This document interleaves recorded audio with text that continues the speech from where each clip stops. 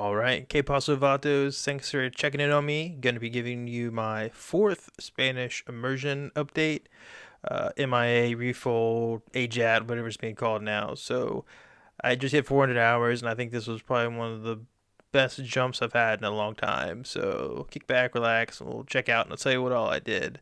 But first off, I wanted to open up with the Dunning-Kruger effect, right? So whenever you're a beginner, you think you know more than you actually do, and then the more and more you progress, you start to realize how much you really don't know. And I think that's kind of where I'm at now. I'm starting to be on that decline. And I had like two things that kind of stood out to me when I was doing some of my immersion this past couple of weeks. First was I was reading the book, still reading it, almost finished up with it, but I've been reading, and just been underlining words that I have had problems with or that I just don't know.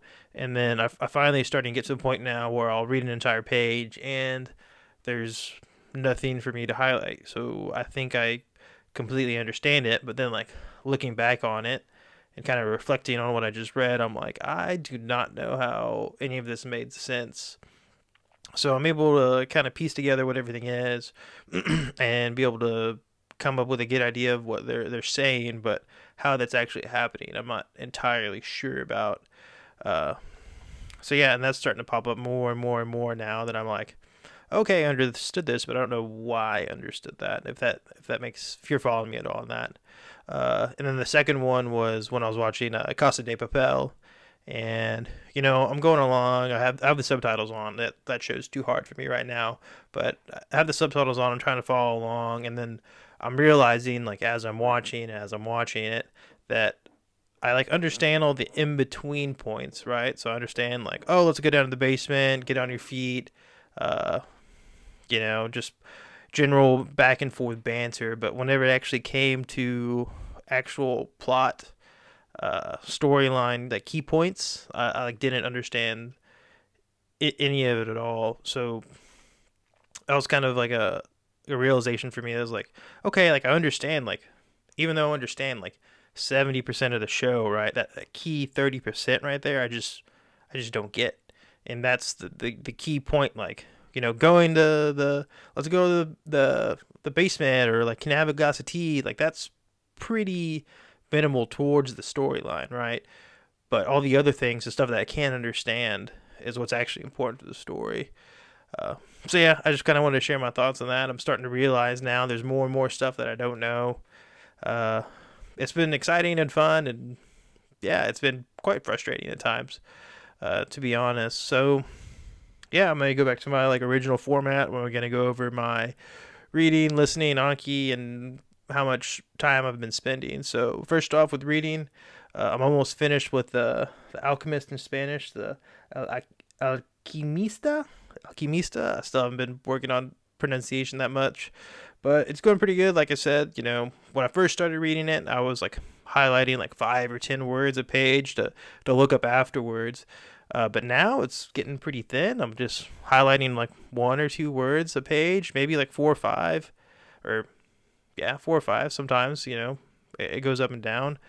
So the way I do it, right, is it's pretty short chapters. It's only like 2 or 3 pages long for the majority of them.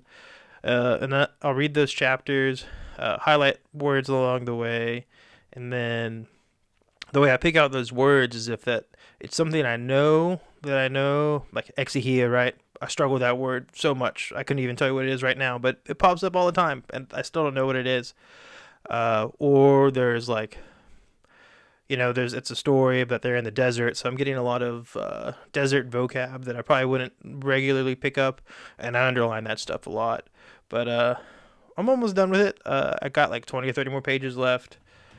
Uh, kind of not on track for my goal of reading a book a month, but we'll kind of see. I hope that the more I read, the quicker my pace is. I'm still hovering between 4 and 5 minutes a page.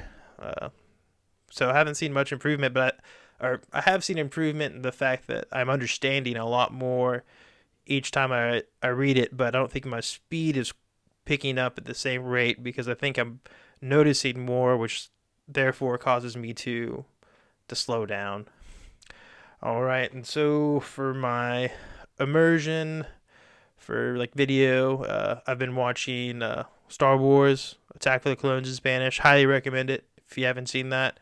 SpongeBob, and I've been starting to step up into Family Guy some. So SpongeBob, I can pretty much understand uh, pretty well according to like the Refold comprehension index.